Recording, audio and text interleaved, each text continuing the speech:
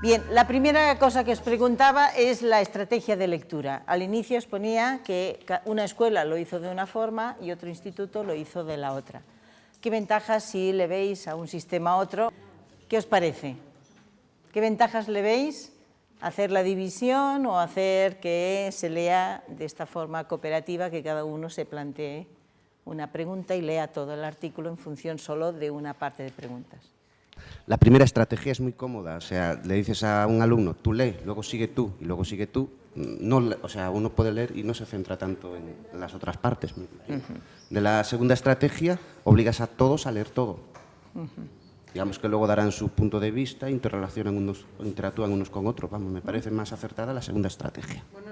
En la primera estrategia todo se hace de una manera más breve y los alumnos no se pierden. Sin embargo, en la segunda estrategia, bueno, la ventaja es que ocurre exactamente lo contrario. Como ha comentado antes el compañero, todos los alumnos participan, discuten, profundizan más.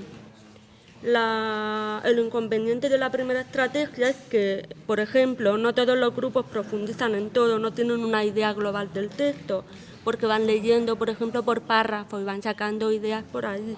Y ¿No estáis de acuerdo que esta sería una idea importante?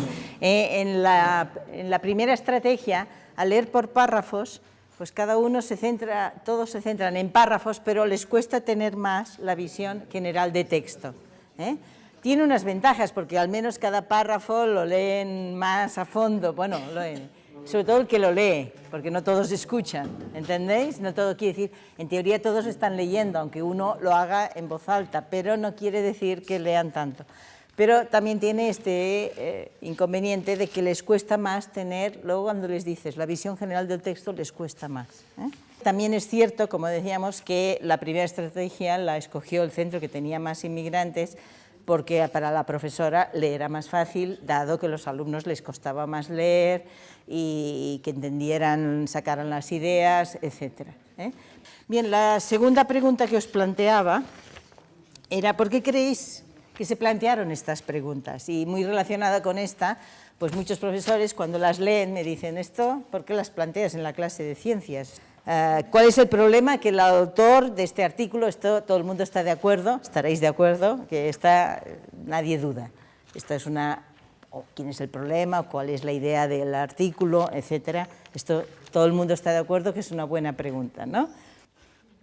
¿Estaríais de acuerdo? Por ejemplo, con el tema de que se plantearan si el señor era científico, si sabía de ciencias, si creen que está interesado, etc.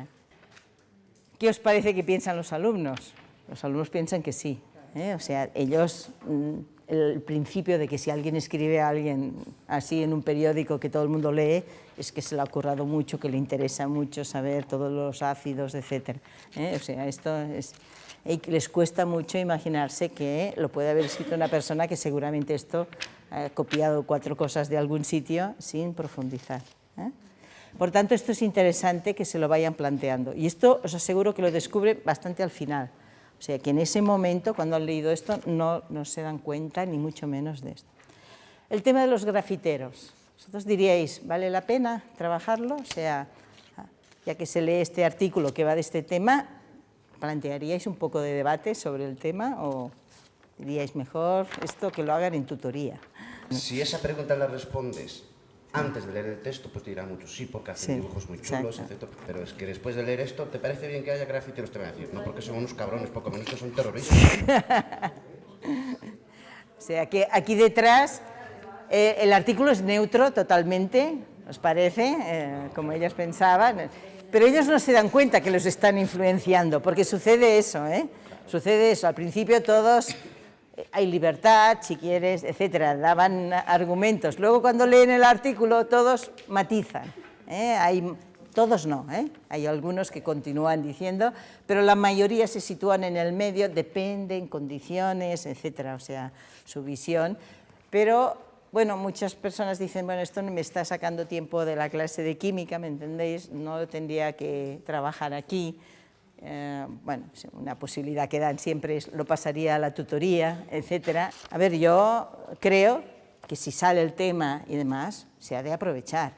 Que si se puede hacer en colaboración con el tutor o la tutora y trabajarlo y aprovechar y que se profundice más en otros tipos de horas de clase, pues mejor. Pero si no se hace, yo creo que no podemos obviarlo. O sea que al final, si aprenden es para tomar posiciones, para argumentarlas, para saber cómo actuar, etc. Y por tanto, esta es la finalidad principal de un trabajo en una enseñanza básica. ¿Que tiene sentido en clase de ciencias? Sin la más mínima duda. Si lo que pretendemos es una enseñanza en donde ese conocimiento científico se aplique a distintos contextos, este es un ejercicio que le ayuda. Exacto, o sea, estaríais de acuerdo con eso, o sea, lo que no le dedicaría es 2 días a trabajar eso, ¿estáis de acuerdo? Esto es una primera parte para discutir más, tener argumentos de la última. ¿La última os parece indicada? ¿Crees que se podrían borrar las pintadas con todo lo que dice el autor, que se manifiesta muy claramente? Yo creo que esa sería una pregunta de investigación para los Exacto, alumnos. sí, y ahí sí. está lo interesante. Esto abre el camino para la segunda parte de la actividad, ¿estáis de acuerdo? O sea, que esta pregunta lo que te hace es que ya orienta sobre qué vamos a profundizar. Nuestro trabajo será profundizar en el problema y a ver si hay soluciones, si no hay soluciones, por qué si hay soluciones o por qué no hay soluciones. Y ver si el problema está bien planteado o no, tal como lo hace el señor. Muy rápidamente, algunos resultados. Mayoritariamente los alumnos creen que el autor, ya os he dicho, es informar y que además sabe mucho del tema, y que su información es totalmente neutra e imparcial. También tuvieron dificultades para identificar en el texto los datos que eran relevantes para la interpretación y las pruebas que aportaba. O sea, de lo que decía, ¿da pruebas o es solo una opinión sobre lo que pasa? ¿Está fundamentado científicamente lo que dice o lo dice de una forma que tú puedes pensar que lo dice bien o no, o lo dice a nivel de opinión? Tal como manifiesta todos los resultados, si os fijáis, parece que está fundamentado científicamente. Luego veremos las dificultades que tiene. Y todos creen que saben mucho de ciencias y que no ponen en duda.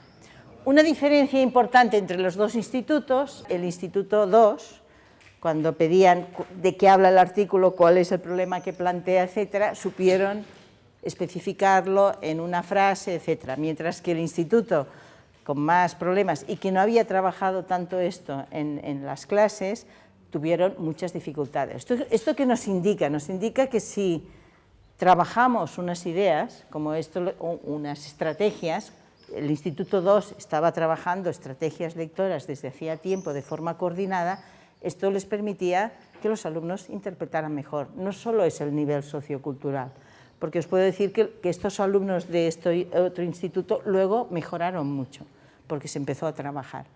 O sea que hemos de confiar un poco en que si lo trabajamos al final salen resultados.